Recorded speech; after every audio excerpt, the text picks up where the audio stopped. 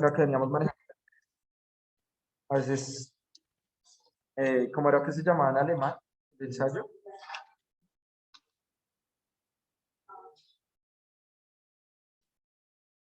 De Abklarant. ¿Quién quiere leerlo? Ya comparto igual pantalla si alguien virtual quiere leerlo. Quiere salir de la incapacidad.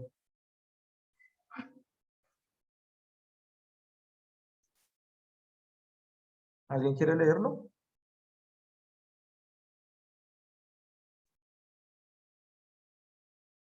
Ah, no saben leer, yo lo leo, tranquilo. ¿Qué es la ilustración? Por Emmanuel Kant, ¿no? La ilustración es la liberación del hombre de su culpable incapacidad. Tan lindo, sí, eso me encanta. La ilustración es la liberación del hombre de su culpable incapacidad. La incapacidad significa la imposibilidad de servirse de su inteligencia sin la guía de otro. Esta incapacidad es culpable porque su causa no reside en la falta de inteligencia, sino de decisión y valor para servirse por sí mismo de ella sin la tutela del otro. Sapere aude, ten el valor de servirte de tu propia razón. He aquí el lema de la ilustración. Entonces, la ilustración fue un fenómeno científico y filosófico. ¿De qué siglo? ¿Cuál fue el siglo de las luces? Lo de las sociales, lo de la filosofía, en ciencias también se ve. Siglo de las luces. Muy bien, muchachos, excelente. Me encanta cómo toman nota para ese examen de estado que van a hacer este año, siglo XVIII. Muy importante, además. Emmanuel Kant, según esta definición, ¿qué era? ¿Qué era ese man? Político, filósofo, científico, filósofo o científico. No toda filosofía es ciencia. Lo que pasa es que la ciencia epistemológicamente tiene unos estatutos. Incluso ayer hablamos con un amigo que me decía que los indígenas hacían ciencia, sabían fermentar, ¿cierto? Sabían hacer procesos de riego, procesos de cultivo. ¿Eso es ciencia? La respuesta es no. Si bien tenían métodos, la ciencia tiene un fin y es demostrar fenómenos a partir de un método claro, ¿cierto? Eso lo deben tener muy, muy, muy claro. Y se sale de ese proceso, o sea, la ciencia moderna empieza desde el siglo de la luz, desde la ilustración.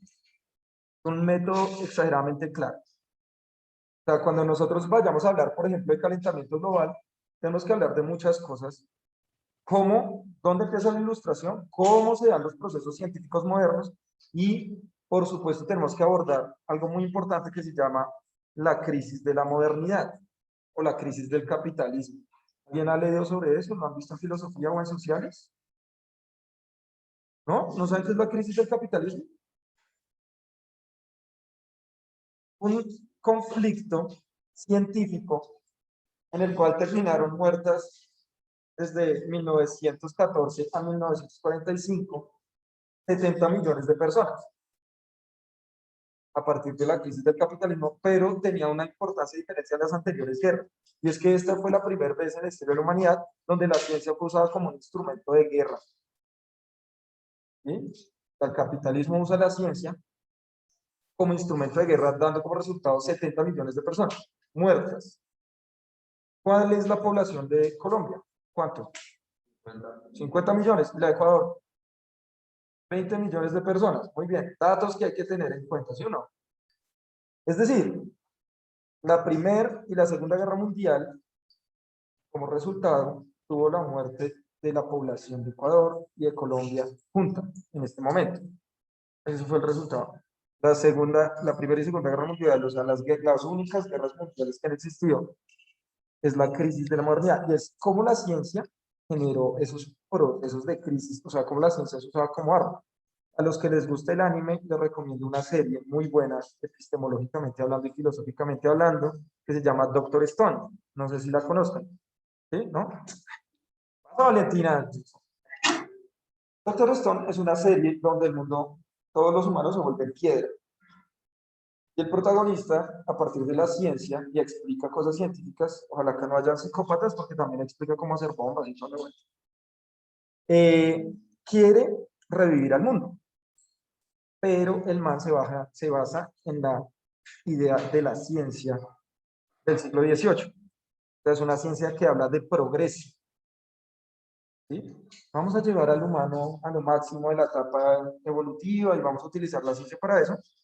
Y eso, al fin de cuentas, lo que generó fue la Primera y Segunda Guerra Mundial, que eran los campos de concentración.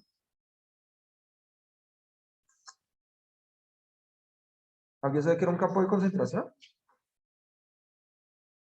Después Pues, va... profe, era Espera, como... espera. Moreno, ¿Ya? listo, entonces va Gabriela, va Morenito, y vas a hablar. Los campos de concentración eran unos espacios donde se encerraban a la gente para especialmente a los judíos. No me acuerdo.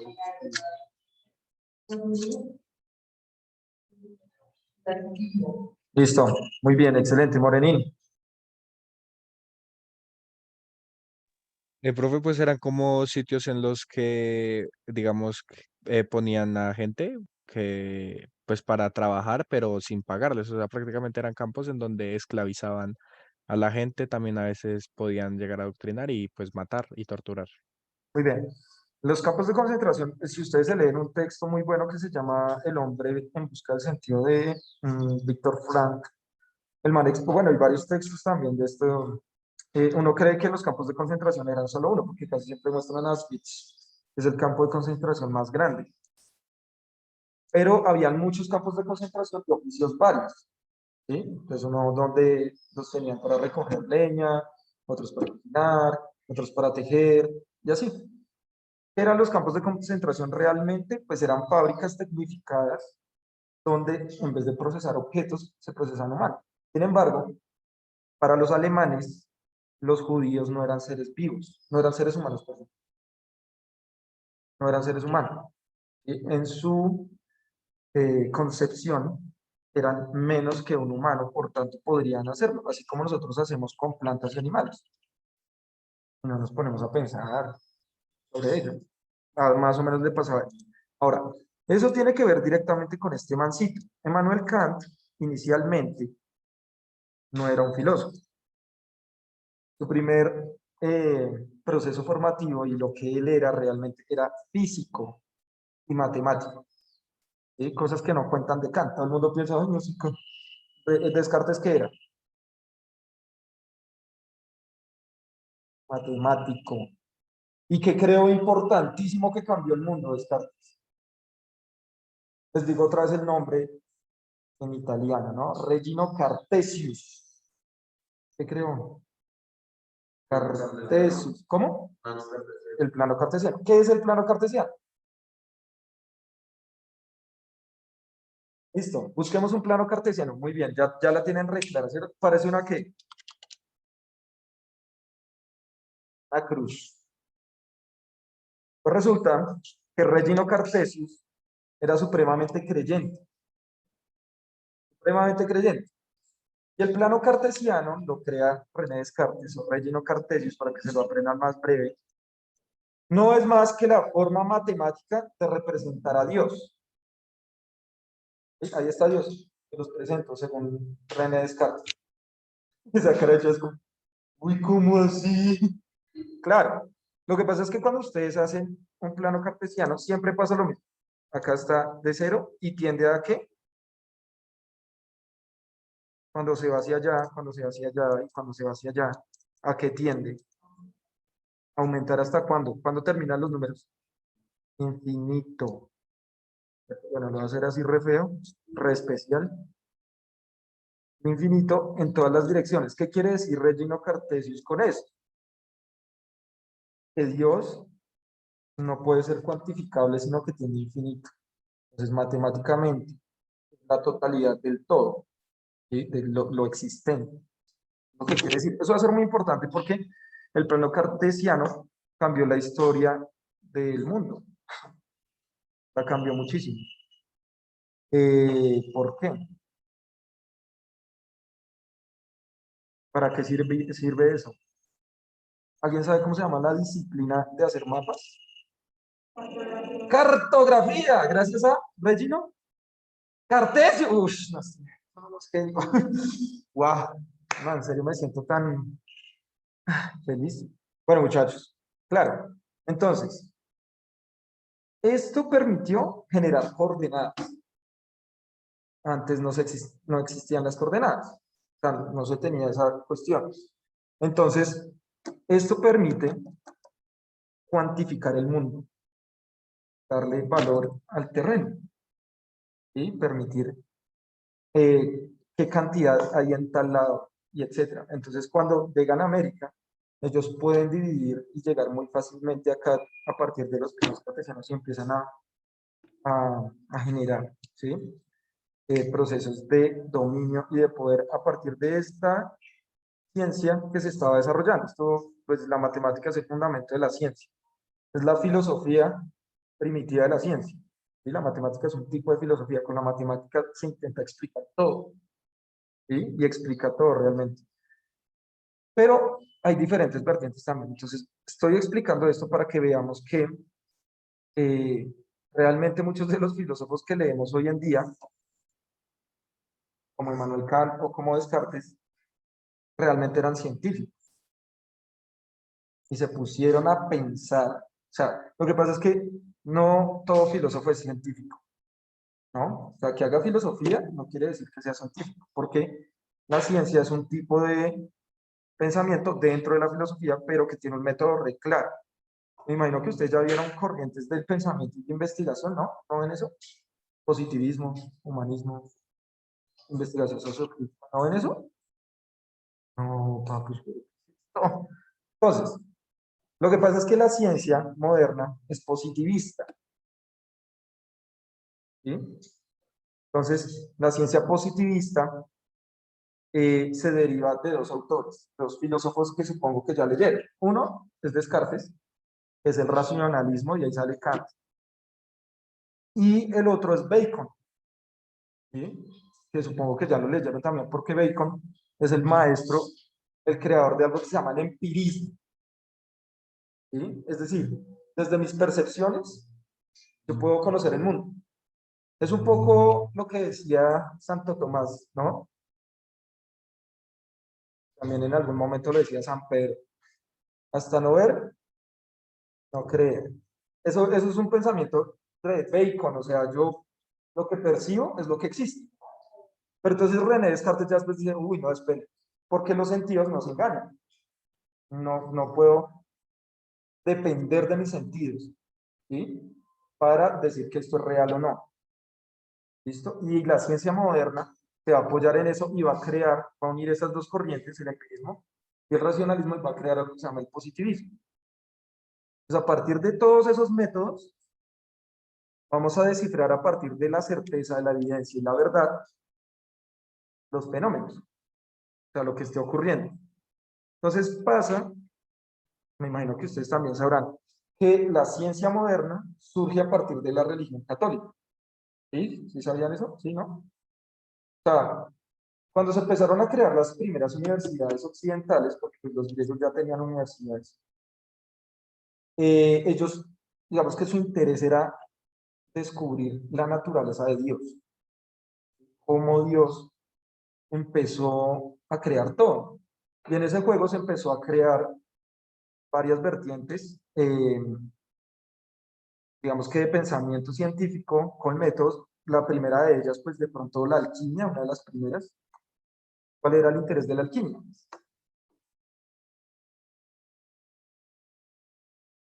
¿No? La alquimia, papus, eso lo ven en química, supongo yo, ¿no? En algún momento tuvieron que tocar la alquimia en química, en algún momento.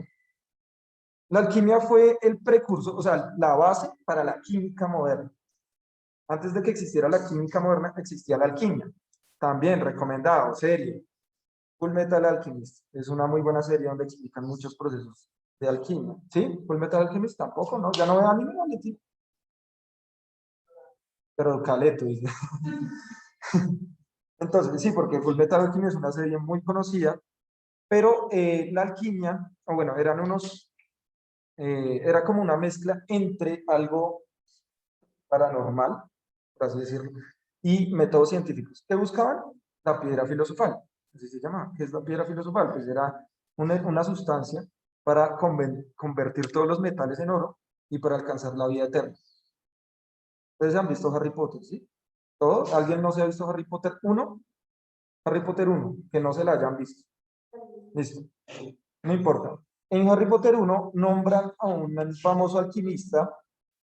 Exacto. ¿Quién no se ha visto Harry Potter? En Harry Potter 1 nombran a un famoso alquimista que realmente existió. ¿Cómo se llama? Que creó la piedra filosofal.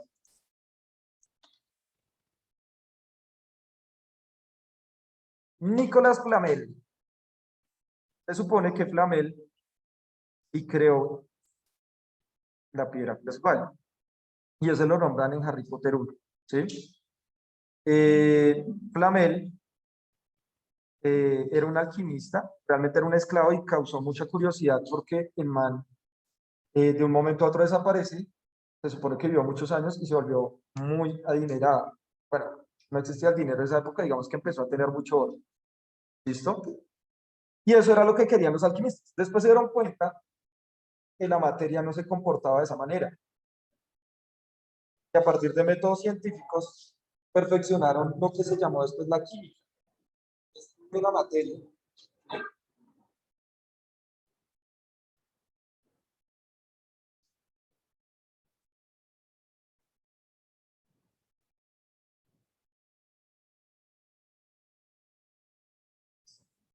Estaba pasando una avión. Entonces el estudio de la materia surge desde la alquimia. Entonces la ciencia empezó a relacionarse muchísimo, pues, perdón, empezó a salir de la religión, sobre todo el catolicismo. Muy importante eso. Y ahora sí, vamos a hablar del Papu de Papus. Es raro, lastimosamente, la mayoría de profes de ciencias que ustedes van a conocer y si estarán en la universidad, muy raramente les van a hablar de temas religiosos, ¿sí? Porque hay una división muy marcada entre ciencia y religión. Sin embargo, lo que sí debemos aceptar es que gracias a muchos procesos históricos eh, existe la ciencia a partir de la religión. ¿Alguien sabe algo de este mancito? Ah, bueno, pongamos acá la pista. San Francisco de Asís. Pues, profe, yo lo que escucho es que él hablaba con animales. Bueno, es conocido como el patrón de la naturaleza, ¿no? Y creó una oración que seguramente muchos de ustedes la conocerán, que es la oración por la paz. Señor, hazme un instrumento de tu paz, donde quiera que ande Dios, siempre yo amor, donde haya ¿sí? Donde oscuridad, luz. Hoy no, maestro, concédeme, ¿no? Papi, salió un colegio franciscano, ¿cómo no me lo vas a ver? No saben nada de San Francisco. ¿Saben quién es Santa Isabel de Hungría, por lo menos? ¿Quién fue? Una santa que vivía en no, papi. Santa Isabel de Hungría fue una reina. ¿De dónde? Oh, ese Miguel está pero volando, ¿no? Puros análisis. O sea, tin, deducción, deducción, deducción, y tin, llega a la respuesta. Y ella tiene una historia muy, muy similar a San Francisco de Asís porque es de una corriente parecida, ¿no? Santa Isabel de Hungría. El amigo San Francisco de Asís, patrono de la naturaleza, no es solo el patrono de la naturaleza, sino fue lo único grande que hizo. ¿Quién era ese man? ¿De qué país era? Asís. ¿Dónde queda Asís? Italia. Italia. Italiano. ¿Listo? Entonces, el man era un príncipe. ¿Sí? Entonces, el rey ya quería que él empezara a tener un cierto tipo de mando. Y entonces a él él manda a San Francisco Asís a como una guerra, ¿cierto? Él estaba con su pelotón, etcétera. Y en ese recorrido, pues él se enferma. Entonces tiene fiebre, etcétera. Y entonces le toca quedarse en un sitio mientras las tropas avanzan. En ese momento, él tiene un sueño, un trance, una alucinación, lo que ustedes quieran llamarlo, un mensaje de Dios. En ese mensaje, él ve cómo la Iglesia Católica está romana. Se cae encima del Papa. Entonces él se devuelve y le dice al rey, o sea, al papá, que Dios no quiere que sigan haciendo esas guerras. Ahora, ¿de qué guerras estamos hablando? De las guerras cruzadas, ¿sí? O sea, de las cruzadas, donde los católicos europeos iban a bendecir a los musulmanes a punta de espada. ¿Sí? Por eso las espadas de esa época tienen forma de cruz, ¿no? Diferente a las asiáticas que son totalmente rectas. Tienen forma de cruz porque estaban benditas por Dios. Entonces, es la palabra de Dios. Y Frank, los bendecían a punta de cuchillo. No, entonces, eh, él se devuelve y le dice al papá que Dios no quería eso, que la iglesia se está derrumbando por corrupta. Y el papá le dijo, no, pues este man está re loco. Entonces San Francisco de Asís le dice, vea, la verdad yo ya no quiero ser rey, no quiero ser nada, y deja todas sus pertenencias. Y el papá le dice, bueno, papu, entonces teme la ropa que tiene, pues el man enfrente de todo se la quita y se va a vivir a los bosques. Y empieza a construir capillas en piedra con los elementos que está encontrando en el bosque. Pero en ese proceso el man se da cuenta de algo muy importante. Como salió de las ciudades, se fue a vivir a los bosques, pues compartió con leprosos. Algo muy curioso porque el man nunca le dio lepra, viviendo con leprosos. Y empezó a vivir con los animales que encontraba alrededor. ¿Qué creen ustedes que le pasó a él en ese proceso? O sea, listo, tenía resto de plata. Imagínense usted, no sé, al hijo de Uribe. Imagínense ese man, listo, tiene todo ya hecho, todo lo que él diga se hace, toda la plata del mundo, todas las masas. Era, todo el mundo, ¿sí o no? Así como las cruzadas. Entonces, y que, digamos, Jerónimo, Uribe, diga, no, me voy, y se vaya, se quita la ropa y todo lo, y se vaya a vivir a un bosque, a chingarse, digamos, allá está, para. Pónganse ustedes en ese caso. Listo, tengo todo en mi casa, sí, dejo todo, me voy a vivir por allá desconectado del mundo donde está alejado porque no me quieren en las ciudades. ¿Qué creen ustedes que este man empezó a pensar o a darse cuenta? El gran San Francisco.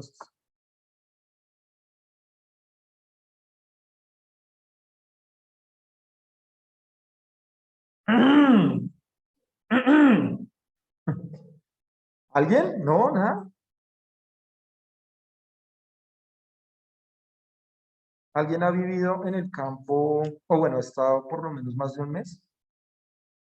¿En dónde? Hay un pueblo que se llama San Juan de Río Seco. Campo, campo. Campo Grande. Bien, severo. ¿Y qué pasó cuando se está ahí? Eh, ¿Qué ve? Cuéntenos sus experiencias. ¿De cuántos Dios corre? ¿Cómo se llama? San Juan de Río Seco. El sitio más alegre de Colombia. Publicidad política no pagada. Ah.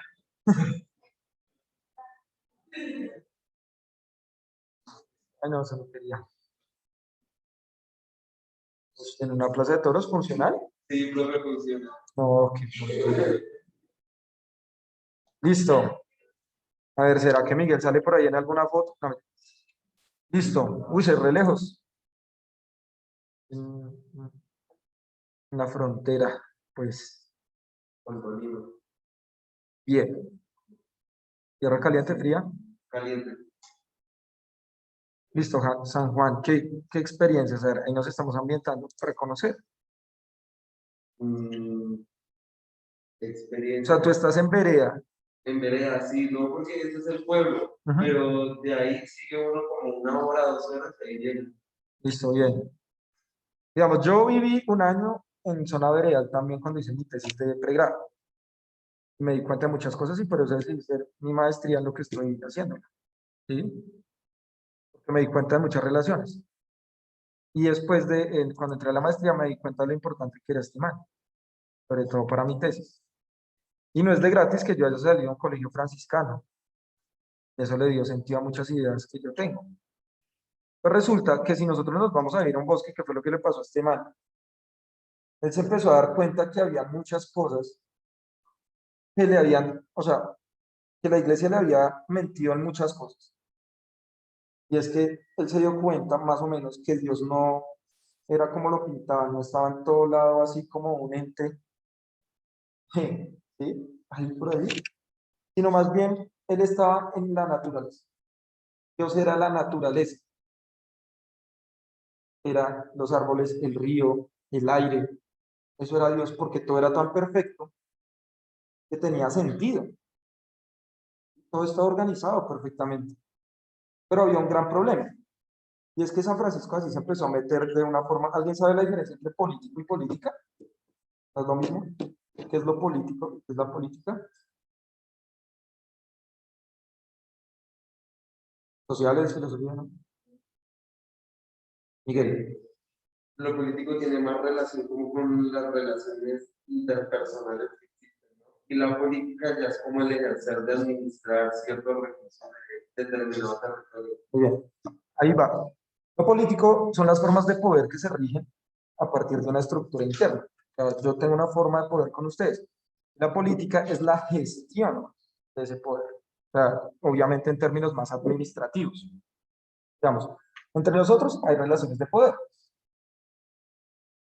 ¿cierto? Y ya como sujetos, que por edad, que porque yo tengo un legado, ustedes son estudiantes, pero ¿quién administra esas formas de poder? El colegio, con un manual de convivencia, y les dice que ustedes tienen que estar allá, acá. Y entonces ustedes piensan que así no lo quieran aceptar, pero pasa que uno es alguien superior, jerárquicamente. Muchos profes piensan que los estudiantes son inferiores. Muchos, no vamos a decir que todos. A mí me da igual. O sea, estamos acá todos para aprender. Pero eso no quiere decir que yo no esté dentro del sistema de poder, o sea, de la política, la gestión. Entonces este man se empezó a meter a partir de una decisión desde lo político en estructuras políticas. Entonces él empezó a decir, la iglesia no debe tener dinero, la iglesia no debe tener oro. Eso lo debería dar a los pobres para acabar la pobreza en el mundo. Entonces la iglesia empezó a perseguir a todo el movimiento franciscano y la Inquisición los estaba matando. Les estaba quitando las riquezas a la iglesia. Si ustedes se dan cuenta, hasta el día de hoy, el movimiento franciscano todavía es un movimiento muy pobre porque mantiene mucho, pues no tan pobre como esa época. Ahorita ya tienen lugares, seminarios, pero ellos todavía son muy pobres, no porque quieran ser pobres seguramente, sino porque la Iglesia Católica todavía les tiene una restricción monetaria muy fuerte. No son tan reconocidos. Los más reconocidos, ¿cuáles son?